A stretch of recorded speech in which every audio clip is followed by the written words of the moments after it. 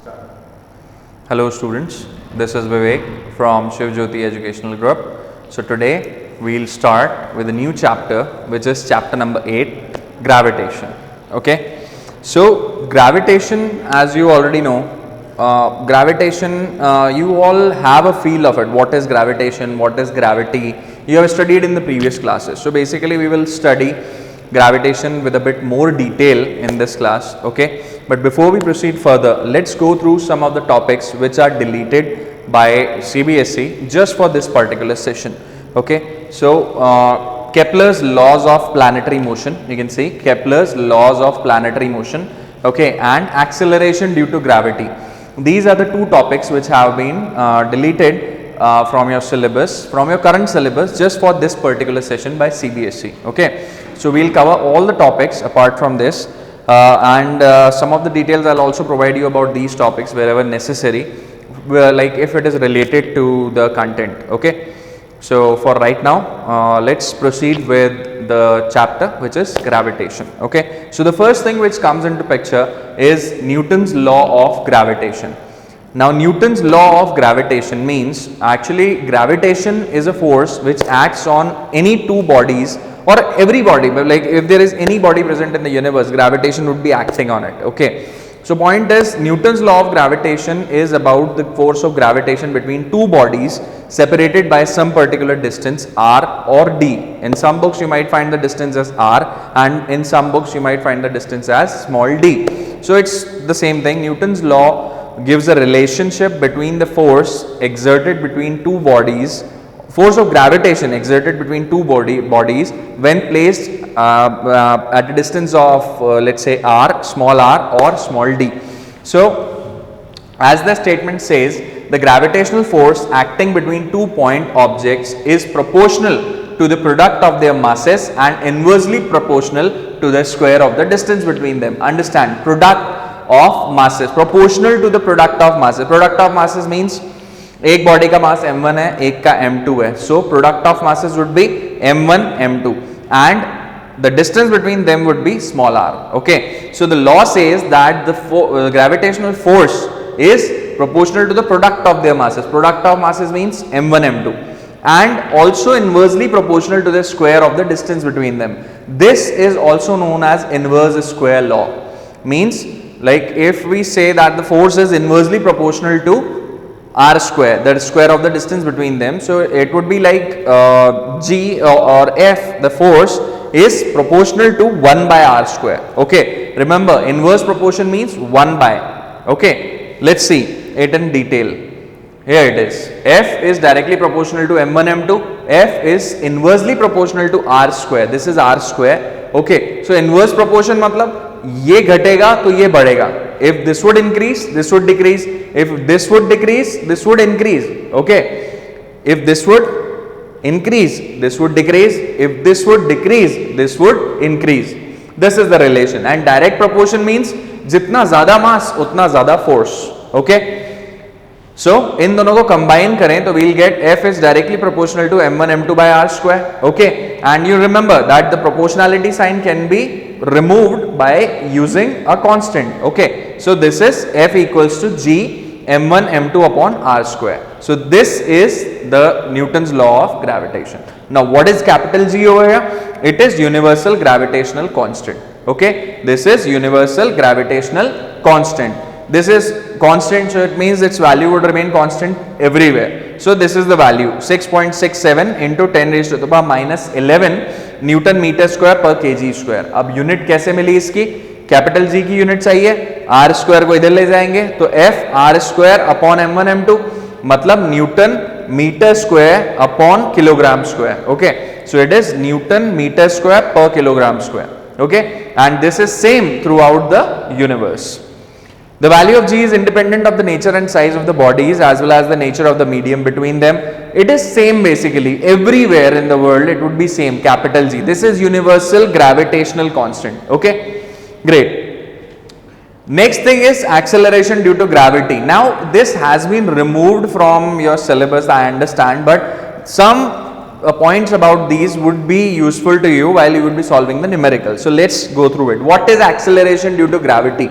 See, the uniform acceleration produced in a freely falling object due to the gravitational pull of the earth is known as acceleration due to gravity. Understand, कोई भी object अगर free fall में है, एक object लिया हमने, उसको drop कर दिया, ओके, तो ये फ्री फॉल में है, लेकिन ये नीचे क्यों गिरा?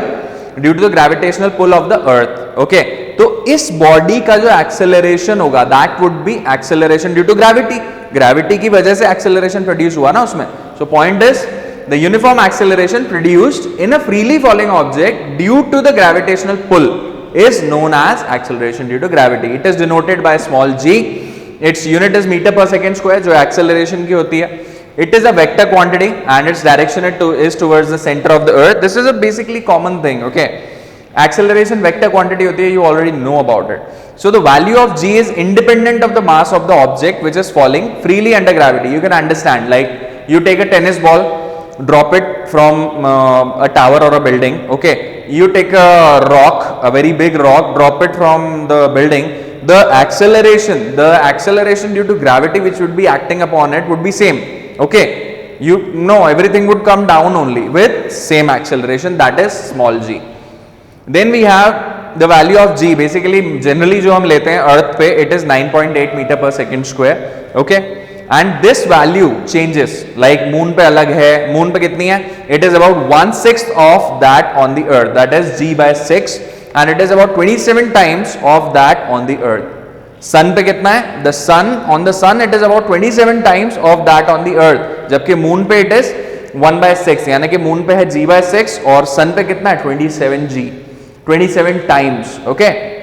So this is acceleration due to gravity which is small g. अब इसकी वैल्यू क्या होती है एंड कैसे कैलकुलेट होती है, ये पता होना चाहिए, फॉर्मूला पता होना चाहिए। कैसे? F, जब दो ऑब्जेक्ट्स हैं, अर्थ है और एक कोई भी ऑब्जेक्ट ले लेते हैं हम स्मॉल m मास का, तो उनके बीच में अकॉर्डिंग टू न्यूटन्स लॉ ये फोर्स होगा Gmm/r²। नाउ हमें मालूम है कि when a body is in free fall, तो बेसिकली जब वो फॉल हो रही है एंड ग्राउंड पे रखी हुई है, मान लो जैसे वो ग्राउंड पे गई, when a body is lying on the ground, तो वो क्या फोर्स लगाती है? ग्राउंड पे mg लगाती है नीचे की तरफ, okay. So if a body is lying on a ground, okay, and तो अर्थ और उस बॉडी के बीच में ये फोर्स होगा, और वो फोर्स लग कितना रहा है? mg। अगर कोई बॉडी लाइक ग्राउंड पे रखी हुई है तो क्या होगा? वो कितना फोर्स लगा रहा है ग्राउंड पे? mg। और by Newton's law of gravitation ये कितना हो? Gmm/r² होगा, फोर्स बिटवीन देम, ओके। तो ये दोनों बराबर होने चाहिए, ये और mg बराबर होना चाहिए, ओके। सो यही हमने किया यहाँ पे, mg equals to Gmm/r², okay. इन दोनों को इक्वेट किया, mass mass cancel out and we got the value of g which is capital G into capital M upon r², okay. What is this? Gm/r², gravitational constant, mass of earth and radius of earth का square. Getting the logic? अब इसमें question आते हैं कई दिमाग में कि like अगर हम अर्थ और अगर हम अर्थ और एक दूसरा ऑब्जेक्ट ले रहे हैं, तो उनके बीच का डिस्टेंस जो आएगा that should be some small or something. Radius of earth क्यों लिया? इमेजिन अर्थ है, अर्थ के ऊपर एक कोई छोटा मास रखा हुआ है, ओके, तो उनके बीच का जो डिस्टेंस होगा, radius of earth is like in kilometres, okay, that is also in let's say in thousands of kilometres, okay. तो उसके सामने उस ऑब्जेक्ट का जो होगा डिस्टेंस उस अर्थ से, वो कितना सा होगा? बहुत छोटा होगा। So that would not value actually, we can neglect it and the total distance जो हम ले सकते हैं वो आर ले सकते हैं, radius of earth, okay. That's why यहाँ पे ये लिया है। तो जी की वैल्यू इज, अर्थ पे बात करें तो it would B Gm/r², mass of earth, radius of earth and gravitational constant. इसकी वैल्यू आती है 9.8 मीटर पर सेकेंड स्क्वायर, ओके। बट अगर कहीं और वैल्यू निकालनी है ग्रेविटेशनल कांस्टेंट की, तो यहाँ पे Gm/ ये जो r होगा, ये होगा distance of that object from the centre of the अर्थ, ठीक है। ये देखो, when a body is at a distance r from the center of the earth, that is small r, then small g equals to Gm/small r², okay. यहाँ पे लिख रखा है mass of the earth is 6 × 10⁻24 kilograms and radius of the अर्थ, ये देखो 6.38 × 10⁻6 metres. अब 10⁻6 metres मतलब 10 की पावर 3 किलोमीटर्स हो जाएगा यहाँ पे। You can understand it is like 6380 के आसपास है kilometres. So you can understand how large value is it, okay. So that's why जब ये वैल्यू कैलकुलेट करनी है तो we can directly take the distance to be the radius of the earth. Okay, so this is the value of small g, gm/r². Next we have gravitational potential energy. Gravitational potential energy हम पहले भी कई बार discuss कर चुके हैं. Gravitational potential energy means whenever any body is pulled up against the force of gravity, तो उसमें हमें वर्क करना पड़ता है उसको ऊपर लाने में. कोई बॉडी ग्राउंड पे रखी हुई है, उसको उठा के लिफ्ट करके अगर हम एक पर्टिकुलर हाइट पर रख रहे हैं तो उसमें हमारे को वर्क करना पड़ता है. That work is basically stored in the form of potential energy. Position पे डिपेंडेंट होती है potential energy. So the same is gravitational potential energy. पहले भी डिस्कस कर चुके हैं हम. It says gravitational potential energy of any object at any point in gravitational field is equal to the work done in bringing it from infinity to that point. ये ध्यान रखना, आपने 10th में जब पोटेंशियल पढ़ा होगा, इलेक्ट्रिक पोटेंशियल, वहां पे ये चीज आई होगी कि एक यूनिट चार्ज को इन्फिनिटी से उठा के एक अगर इलेक्ट्रिक फील्ड में हम लाएंगे तो उसमें जितना वर्क डन करना पड़ेगा वो उसे इलेक्ट्रिक पोटेंशियल कहते हैं. Same is this gravitational potential energy. The amount of energy spent कब, when any object at any point in any gravitational field, so when we have to bring it from infinity to that particular point, मतलब ये gravitational field है, उसमें किसी particular point पे अगर आपको कोई object उठा के लाना है तो the energy of that particular object is what is stored in terms of the work done. मतलब उसको उस फील्ड में लाने में जितना वर्क डन लगा है वो बताता है gravitational potential energy. Simple definition is the energy of any object at any point in gravitational field is equal to the work done in bringing it from infinity to that point. Remember this point, ये काम आएगा derivation में. Infinity से ला रहे हैं हम, ठीक है. It is denoted by capital U and generally इसकी वैल्यू होती है minus of negative of capital G, capital M, small M by R, where gravitational constant, mass, ये दो मासेस हैं. Okay, capital M and small M. यहां जरूरी नहीं है कि ये अर्थ का ही मास हो. अगर हम कोई भी दो ऑब्जेक्ट्स के बारे में बात कर रहे हैं, दो ऑब्जेक्ट्स रखे हुए अगर कहीं पे भी, तो ये उनके भी मास हो सकते हैं. ओके, अर्थ का कब लेना है, क्या होगा, ये हम आगे कैलकुलेशन में देखेंगे. Okay, and this is the distance between them. Okay, now ये नेगेटिव साइन क्या बताता है, try and understand. Negative sign ये बताता है basically that the gravitational potential energy decreases with increase in distance. Understand, gravitational potential energy decreases with increase in distance. Increase in distance मतलब अगर ये distance हम बढ़ाएंगे, this is denominator, इसको हम बढ़ाएंगे तो ये overall value कम होगी. overall value कम होने का मतलब क्या हुआ, understand, overall value कम होने का मतलब क्या हुआ, पीछे negative sign लगा हुआ है. negative value जितनी कम होती जाएगी तो क्या होगा, अगर इसको हम बढ़ा रहे हैं, दिस इज डिनोमिनेटर, अगर इस डिनोमिनेटर को बढ़ा रहे हैं, फिर इंक्रीजिंग द डिनोमिनेटर, तो ओवरऑल वैल्यू डिक्रीजेस. बट ये ओवरऑल वैल्यू डिक्रीज हो रही है बट पीछे माइनस का साइन लगा हुआ है, तो बेसिकली माइनस का साइन लगा हुआ है तो जितना छोटा माइनस का साइन उतनी बड़ी चीज. Understand, -5 and -2, -2 is bigger than -5, -2 is larger than -5. Getting the logic. So अगर ये वैल्यू पूरी की पूरी -5 से -2 आ गई, इसका मतलब ये बढ़ गई. सो बेसिकली r को जैसे जैसे हम कम करेंगे, if we decrease this r which is in denominator, तो overall value of this gmm/r would increase. And understand, r को डिक्रीज करेंगे तो ये gmm/r की ओवरऑल वैल्यू क्या होगी, डिक्रीज होगी. बट नेगेटिव साइन लगा हुआ है, यानी कि -2 से -5 जा रहे हैं हम, तो बेसिकली ओवरऑल वैल्यू तो डिक्रीज ही हुई, नेगेटिव वैल्यू. अंडरस्टैंड. सो इसको जैसे जैसे कम किया, ओवरऑल वैल्यू क्या हुआ, इसको कम किया तो ये वैल्यू तो बढ़ी लेकिन ओवरऑल वैल्यू तो कम हो गई. गेटिंग द लॉजिक एनर्जी की. So point is this negative sign shows that the gravitational potential energy decreases with increase in distance. एक हम r लेते हैं, लेट्स से एक hypothetical value, just imagine it your mind, r1 और r2 ले लेते हैं, ठीक है. वेयर r1 को हम लेते हैं 10 और r2 को हम लेते हैं 100. r1 को हमने लिया 10 एंड r2 को हमने लिया 100. जब r1 10 है तब इसकी जो वैल्यू होगी वो बड़ी होगी एज कंपेयर टू जब r हम 100 लेंगे. नीचे वाले r को बढ़ाया तो ओवरऑल वैल्यू डिक्रीज हो गई ना, डिनोमिनेटर को बढ़ाया. If we increase the denominator so the overall value would decrease. Getting the logic. So ये वैल्यू जैसे जैसे डिक्रीज होगी सो R जब 10 है और R जब 100 है, क्या होगा? R जैसे बढ़ाया हमने 10 से 100, एनर्जी की वैल्यू तो डिक्रीज हुई। Getting the logic? एनर्जी की R की वैल्यू बढ़ा रहे हो, यानी कि overall value, what is happening? Overall when as we are increasing the value of R, so what is happening? Overall value is decreasing, and negative में decrease होने का मतलब क्या है? इंक्रीज होना।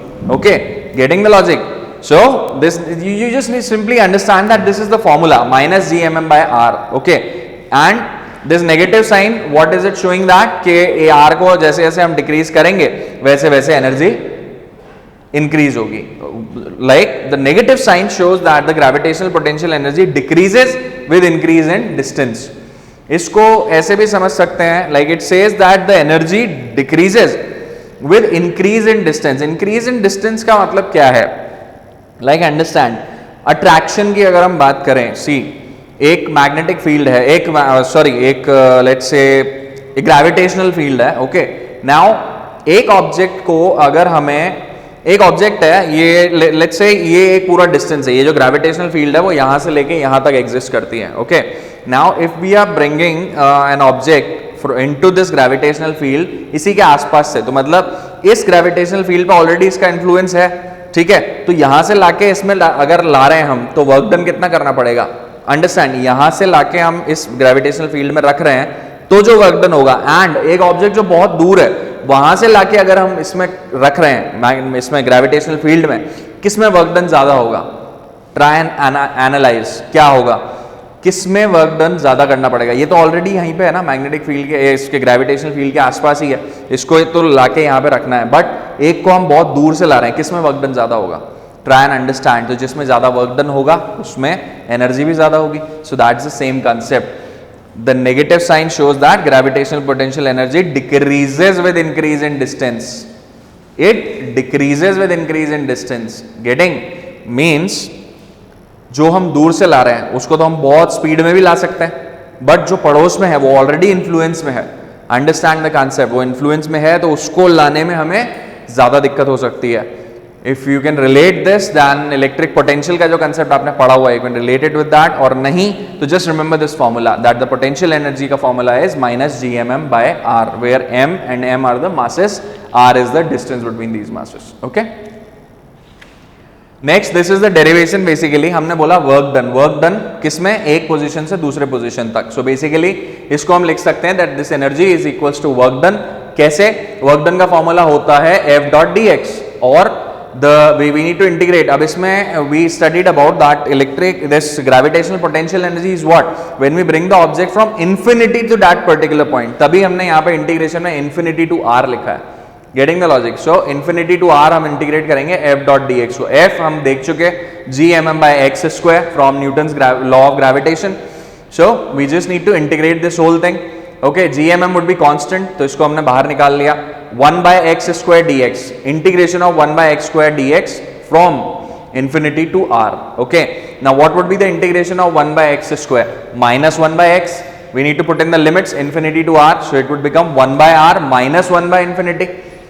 और ये नेगेटिव साइन अभी बाहर रख देते हैं, तो 1 by R minus 1 by infinity हो जाएगा. 1 by infinity is 0. Okay, so in short we would get the result as this: GMM minus 1 by R minus 1 by infinity. So we'll get minus GMM by R. So this is the formula for calculating gravitational potential energy. Okay, I'll just revise it for you again. Integration किया, infinity से ला रहे थे object को, तो infinity से R integration होगा. Work done का formula होता है F dot dx. F dot dx में F की वैल्यू हमने पुट करी GMM by x square from Newton's law of gravitation, and 1 by x square का इंटीग्रेशन किया इन्फिनिटी से R. Simple, we got minus GMM by R. ओके, ये derivation कई बार पूछते हैं एग्जाम में, so just remember.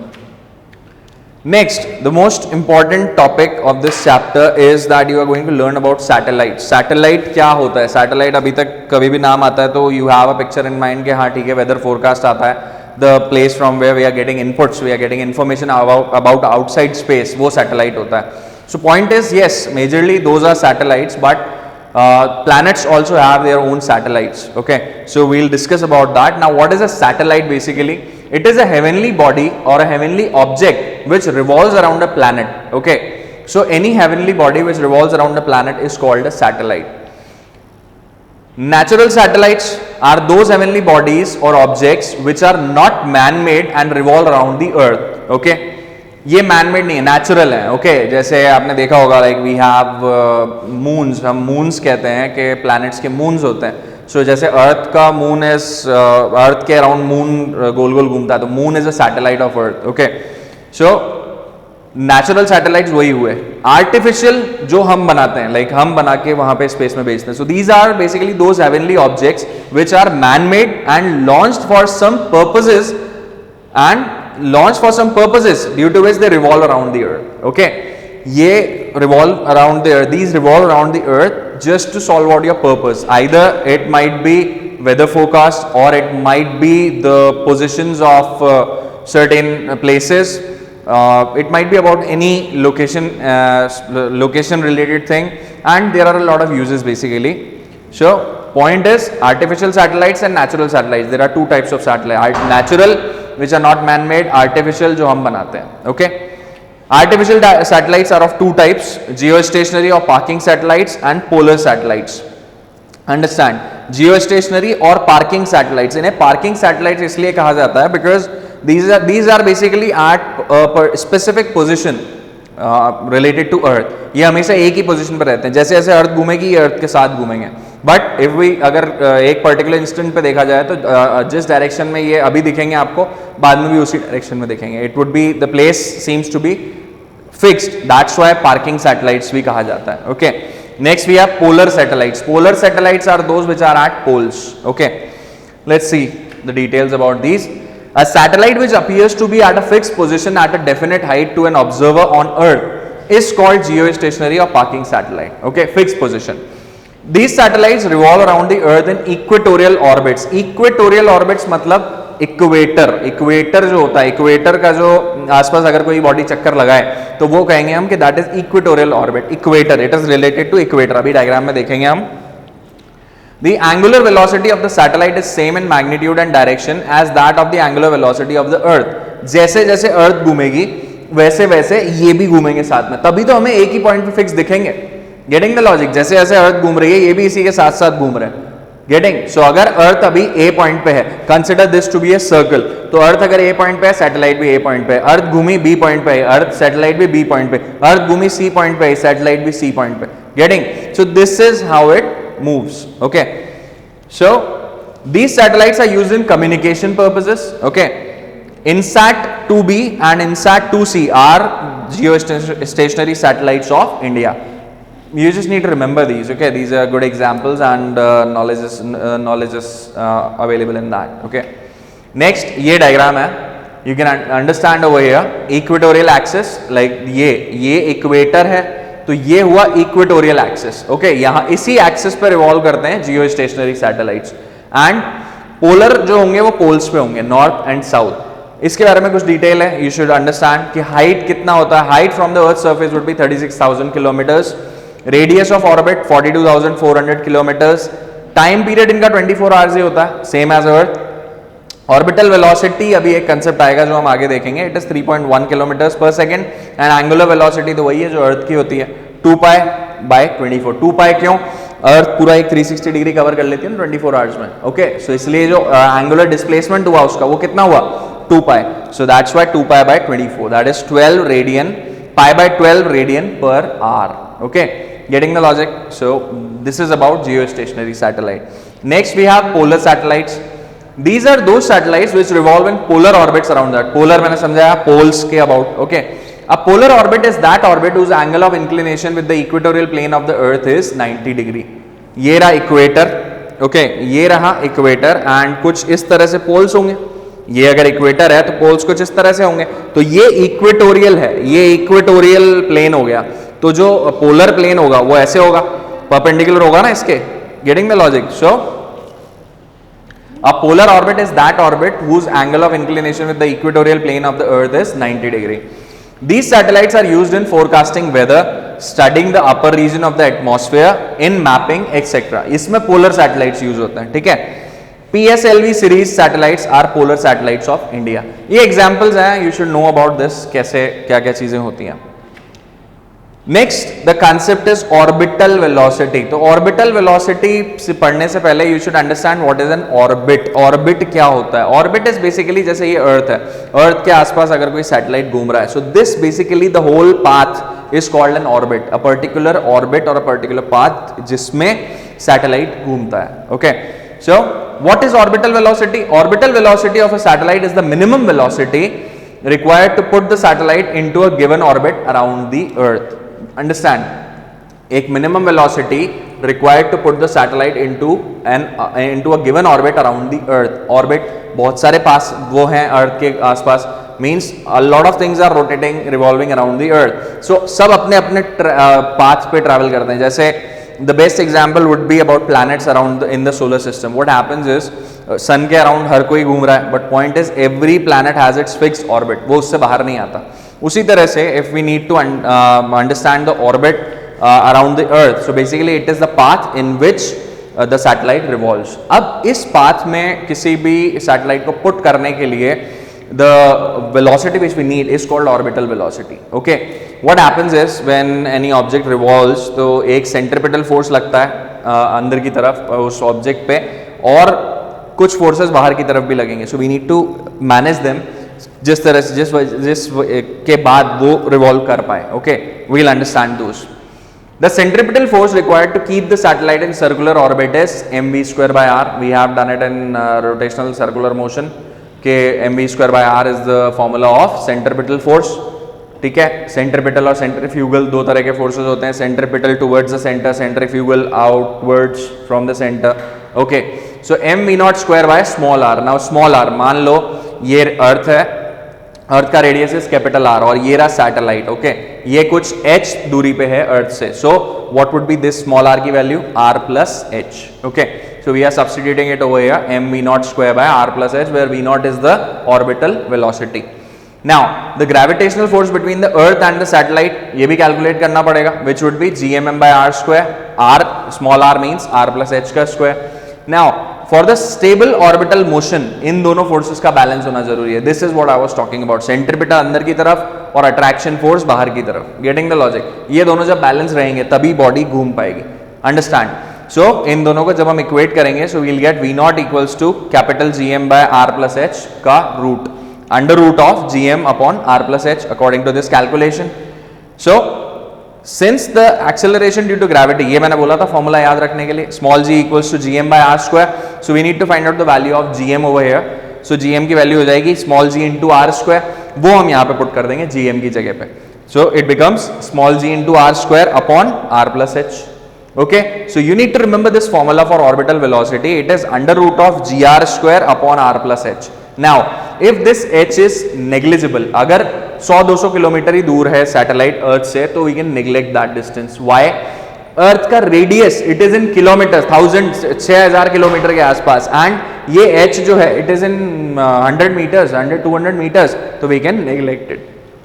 Okay, so you can use r in place of this r+h. Okay, तो अगर r यूज करते हैं तो ये r और ये एक r और ये एक r कैंसिल हो जाएगा, बचेगा क्या? √gr.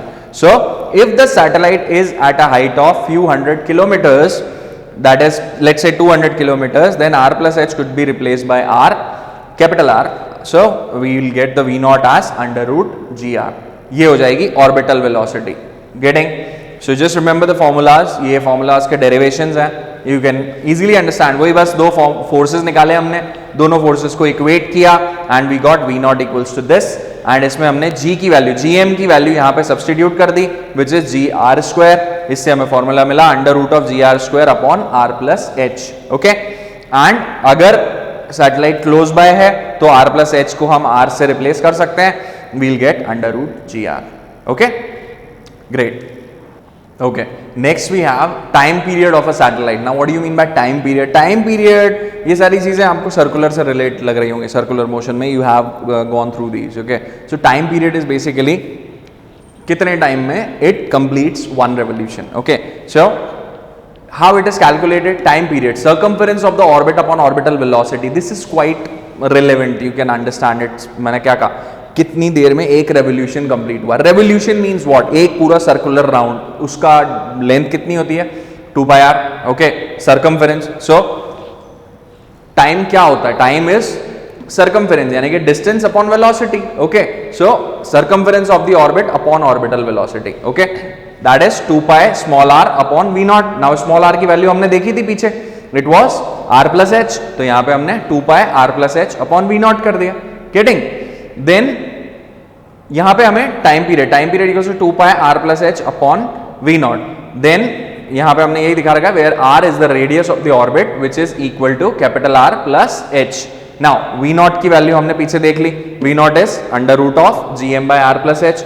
सिंपली वो यहाँ पे सब्सटीट्यूट करी v naught की जगह पे. ओके, देन ये r plus h बाहर है, ये अगर रूट के अंदर ले जाना है, so what would happen is the square of this r plus h would go inside this root. So यहाँ पे हमें मिलेगा under root of r plus h का cube upon gm. Okay, then t equals to 2 pi under root r plus h का cube upon gm.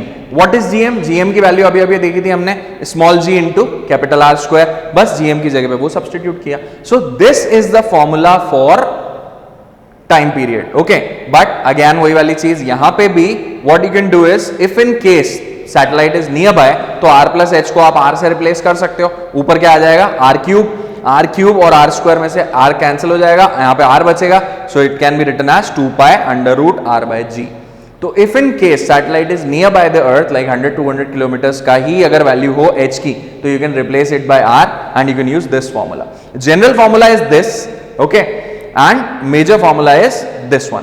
Okay, ये mostly काम में आएगा 2 pi under root r by g, but this is the general formula. And remember one thing, ये जो formula है यहाँ पे, ये भी कई बार काम में आएगा अगर हमें मास निकालने के बारे में क्वेश्चन दिया जाए. रिमेंबर, जब भी whenever you are watching the video, just mark the important points. Okay, see, so point is कि ये वाला जो फॉर्मूला है, it can be given to you to calculate the mass. Time period दे दिया किसी सैटेलाइट का और बोल दिया कि कोई प्लैनेट है उसके आसपास रिवॉल्व कर रहा है और उसका मास निकालने बोल दिया, तो you can use this formula over there. Okay, so this is about time period of a satellite.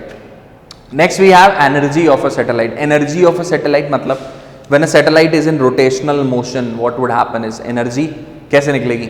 You remember how do we find out the energy when we are talking about rotational motion? Kinetic energy. Kinetic energy क्या होगी? Half m v naught square. v naught क्यों? क्योंकि orbital velocity v naught है. So उसकी value उठा के डाल देंगे हम यहाँ पे. What is v naught? Under root of gm by r. Okay. And यहाँ पे एनर्जी में अगर हम यहाँ पे पुट कर देते हैं तो we'll get half m gm by r which is 1/2 gmm by r. Okay, so this is kinetic energy. What would be potential energy? Potential energy भी तो होगी उसमें, रोटेट कर रहा है, पोजीशन चेंज कर रहा है, ठीक है. It is travelling vertically also. Vertically मतलब एक यहाँ था ऑब्जेक्ट, यहाँ से अगर यहाँ आया तो हाइट कम हुई. Getting the logic? So potential energy क्या हो जाएगी? Minus gmm by r. Now total energy, kinetic plus potential, so it would be 1/2 gmm by r minus gmm by r. So total energy हो जाएगी minus 1/2 gmm by r. Getting? बहुत easy concept है, simple. Kinetic energy half m v naught square, v naught की value put की 1/2 gmm by r. Potential minus gmm by r होती है, पीछे देख लिया हमने. Simple, दोनों को ऐड करेंगे. 1/2 पूरी वैल्यू तो सेम है, 1/2 minus 1 कितना होता है? minus 1/2, तो यहाँ पे आ गया minus 1/2 gmm by r.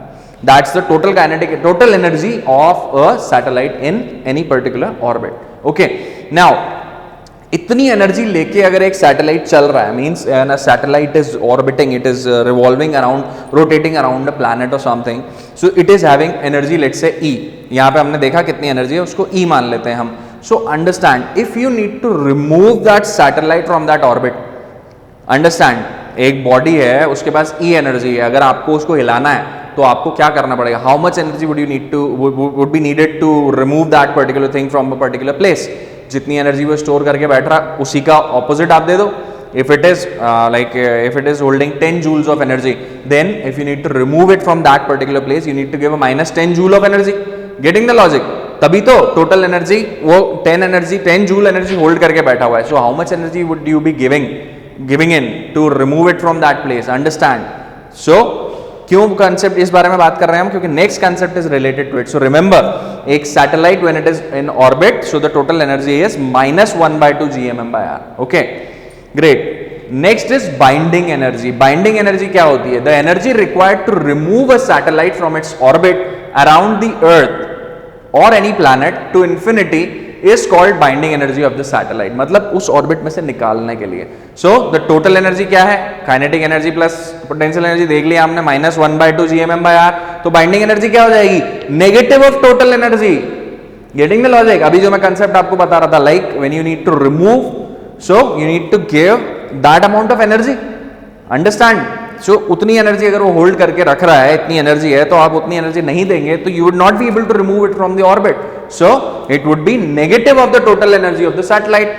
Energy of satellite इतनी है तो बाइंडिंग एनर्जी कितनी हो जाएगी, इसका पॉजिटिव, दैट इज GMM/2r या 1/2 GMM/r. That's it. Getting the logic. Okay. So this is the binding energy and that was the total energy. Okay, great. Next we have escape velocity. What is escape velocity? This is a very important concept. इसके ऊपर numericals आते हैं exam में. So escape velocity on earth is the minimum velocity with which a body has to be projected vertically upwards from the earth's surface so that it just crosses the earth's gravitational field and never returns. Understand? Escape. It escapes. What is escape velocity? Escape ऐसे समझो कि like if you are at your home in lockdown and suddenly the announcement comes up that yeah, lockdown is over. So what would be the minimum velocity with which you would be running outside? Getting? So उसी तरह से point is escape velocity on earth is the minimum velocity with which a body has to be projected vertically upwards from the earth's surface so that it just crosses the earth's gravitational field and never returns. Okay. अर्थ की gravitational field को cross कर जाए. Getting the logic. Somewhat related concept है उसी से. So kinetic energy of the body क्या हो जाएगी, लेट्स से उसके पास एस्केप वेलोसिटी है VE. So that energy should be equal to the potential energy. Getting the logic. जो पोटेंशियल एनर्जी है अगर उसके बराबर नहीं हुई, so how would it cross the earth gravitational field. उसे ओवरकम करना पड़ेगा अर्थ की ग्रेविटेशनल फील्ड को. सो it needs energy which is equivalent to earth's gravitational potential energy. Getting? Not Earth's gravitational potential energy, the potential gravitational potential energy of that particular object as it is on the Earth. Okay. So we need to equate half mVE square equals to GMM/r. Okay. इन दोनों को equate कराएंगे तो we'll get VE square equals to 2 GMR and we'll get VE equals to under root of 2 GM/r. Okay. And we know that G equals to GM/r square. So GM की value वापस से इसमें जब put करेंगे, so we'll get VE equals to under root 2gr. So this is basically the escape velocity. Escape velocity, you got it. Like if we need to give a minimum velocity to any object so that it just crosses the Earth's gravitational field. Okay, वो कितनी हो जाएगी, under root 2gr. Okay. So you can put in the values and जैसे जैसे ये are की value अगर किसी और प्लैनेट के लिए भी निकालना हो तो बस ये आर की वैल्यू चेंज करनी है and you can find out the escape velocity for any particular planet. So earth के लिए it is somewhat around 11.2 kilometers per hour और something. I don't remember the exact value. You can find it out. It would be given in your books. So it is under root 2gr. Okay. Formula is this. ये calculation में हमारे काम आएगा. Okay. Great. Next topic is weightlessness. Weightlessness. Understand the word weightlessness. If you have seen movies related to space, जहाँ पे आपने देखा होगा कि space crafts में जब लोग travel करते हैं, like when they travel in rockets, so what happens is they are just flying here and there. Things are just flowing in the air. So that is somewhat related to weightlessness. Okay. What happens is, it is a situation in which the effective weight of the body becomes zero. Okay, it is a situation in which the effective weight of the body becomes zero. Now effective weight, remember laws of motion में हमने पढ़ा था effective weight क्या होता है. एक lift है, lift में ऑब्जेक्ट रखा हुआ है, लिफ्ट नीचे जा रही है. इफेक्टिव वेट क्या रीडिंग आएगी उसकी वेट वे मशीन पे, वेइंग मशीन पे क्या रीडिंग आएगी उस बारे में, अपेरेंट वेट के बारे में हमने बात की थी. So you can just recall that and you would understand that. So कब होता है weightlessness, कब अचीव होती है कि effective weight ही zero हो जाए? It is achieved during a freely falling under gravity. During a freely falling under gravity means when an object is freely falling under gravity, उस टाइम पे weightlessness अचीव होती है. Inside a spacecraft or satellite जैसा मैंने बताया आपको, at the center of the earth. Center of the earth क्यों? क्योंकि center of the earth पे gravity पे effect पड़ता है. Getting? Center of the earth पे जाके gravity zero हो जाती है. No gravity, no weight. Weight क्या होता है? mg, g जीरो हो गया, that's it, no weight. So when a body is lying in a freely falling lift, एक ऑब्जेक्ट गिर रहा है, ठीक है, if the body is lying in it, तो effective weight would be zero. So this is what is weightlessness. Okay, just remember the topic, you should understand that. Okay, these are the terms which we are going to use. So this is all about this chapter. I have discussed the important formulas. You just need to go through them, go through the derivations properly, and if in case any doubt occurs, then we'll discuss in the doubt session. So for right now, you can open your NCERT books and we'll discuss the questions from them. Okay, so you can open your NCERT textbooks and open page number 192. Okay, on this we have example 8.3, page number 192, example 8.3. The question is, find the potential energy of a system of 4 particles placed at the vertices of a square of side L. Also obtain the potential at the center of the square. Okay, so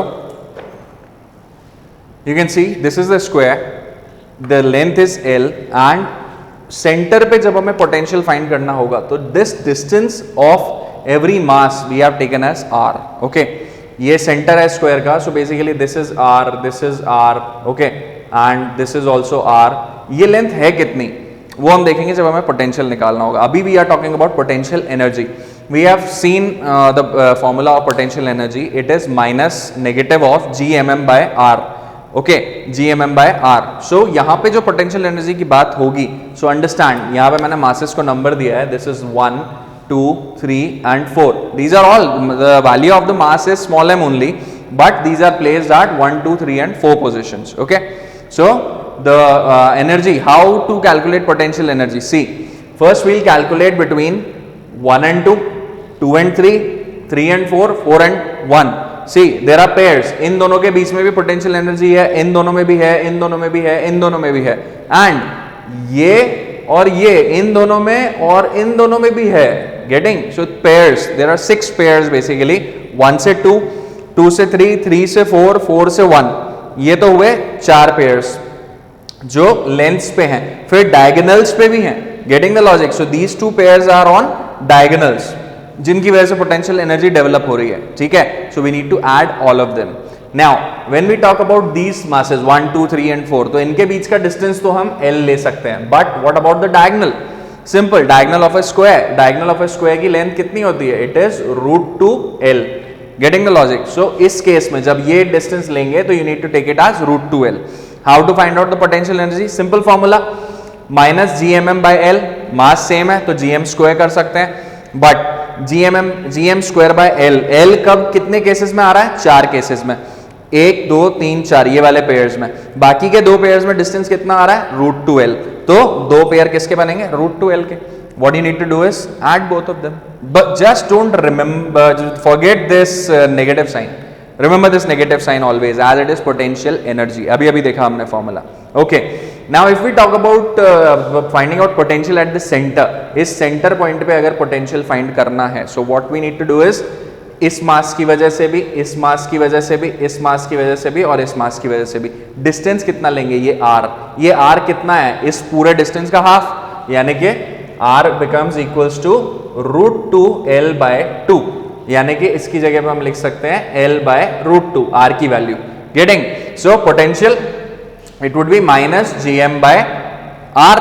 Potential would be minus GM by R. तो R कितना हो जाएगा? L by √2. Simple, और 4 से multiply कर देंगे हर एक मास की वजह से. Getting the logic? So this would, ये √2 को आप ऊपर लिख सकते हो, so it would come out to be -4√2 GM by L. Simple. Getting the logic? Okay, let's go to the next one. Okay, so open page number 195. Okay.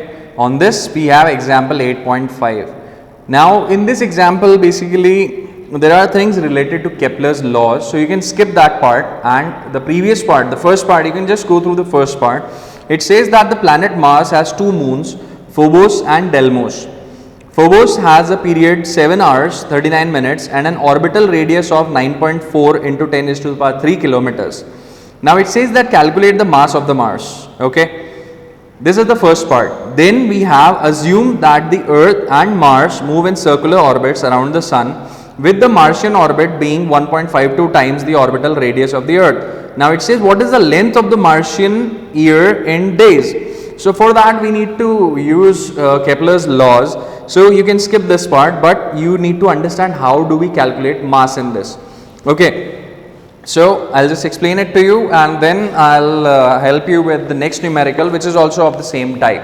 Okay, so see here, we have this formula t square equals to 4 pi square upon gm r cube. ये कहाँ से आया, ये confusion कई लोगों को हो रहा होगा, सर ये कैसे, कहाँ से, क्या. सो रिमेंबर अभी हमने टाइम पीरियड पढ़ा है और उसका दैट सैटेलाइट का टाइम पीरियड क्या होता है. सो पॉइंट इज ये हमने अभी देखा t equals to 2 pi under root of r cube upon G M. मैंने बोला था this is the major formula.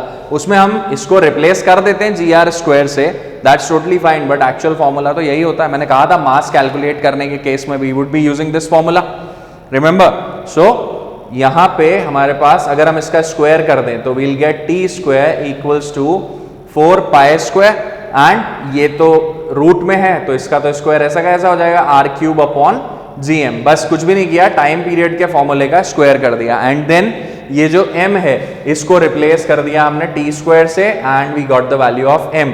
So simply you need to put in the values. 4 pi square, r की value आपको दी हुई है, g की you know, and t भी आपको दिया हुआ है. So you just need to put in the values and find out the answer, nothing more than that. ऐसे आता है ये वाला formula. Okay, this is what I was talking about. इसी के ऊपर न्यूमेरिकल्स आते हैं. Okay, so you can find out the values, it's very easy. Okay, I'll show you the next numerical. Next is this one, 8.6, same page 195. It says you are given the following data, and what we need to calculate is obtain the mass of the earth in 2 different ways. Okay, great. So the first one is the formula. You can see it is the formula is related to mass, that is m equals to, it is the same, gm equals to gr square. Okay, I'll explain it to you. So the first formula which we are talking about is, यहाँ पे मैंने आपको बताया था we replace gm by gr square, if you remember. Okay, we replace, ये replacement हम करते हैं, ये हमें कैसे मिलता है, I hope it is clear to you. small g का formula होता है gm by r square. इससे हमारे पास आता है gm equals to gr square. Okay, so the same thing is used in this. Just go through the books while I am solving this for you. और इसको solve कैसे करेंगे? Simply they have written as me, that is mass of earth will be equal to g into radius of earth का square upon capital G. Simple. इस g को इन्होंने यहाँ पे replace किया हुआ है. Okay, you can put in the values and you will get the mass of the earth. Okay, next on the next thing what they are saying is that the moon is a satellite of the earth, and from the derivation of Kepler's third law. Again they are discussing about Kepler's third law, so you need not to do that part. You just need to understand कि अगर mass find करने के लिए question कभी भी आता है तो this would be the formula which we would be using. Okay, so just remember this time period का formula. This you might be using this in other examples also. Okay, great. Next we have example number 8.7 on the same page 195. It says express the constant k of equation 8.38. Okay, 8.38 equation, ये page number 194 पे equation दे रखी है. यही वाली equation है हमारी time period की. Equation number 8.38, 194 on the right side you can see there are equations 8.33, 8.34. So उसमें 8.38 में जो constant है k, which is 4 pi square upon gme, ये जो constant part आता है इसमें भी हमने कई बार देखा अभी, ये 4 pi square upon gm, इसके बारे में ये पूछ रहा है. Express the constant k in days and kilometers given k equals to this and moon is at a distance of this kilometers from the earth. Obtain its time period of revolution in days. So it's just about calculation. Go through this numerical, and if in case you find any trouble, we'll discuss in the doubt session. Okay, so this is about gravitation. Just go through the video and try these questions, and if in case any doubt occurs, we'll discuss in the doubt session. Thank you.